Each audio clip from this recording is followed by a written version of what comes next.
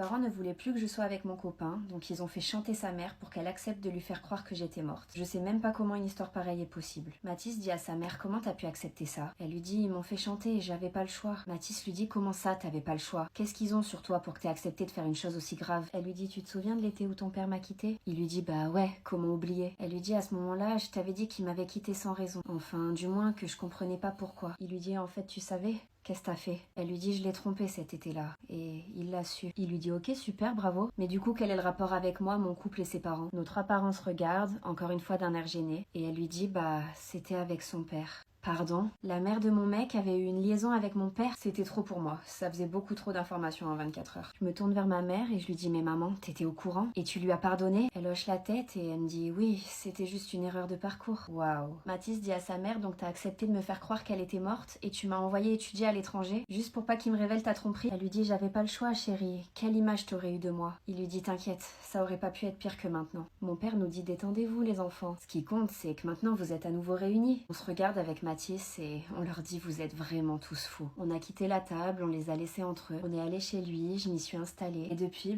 on habite ensemble et on parle plus à nos parents.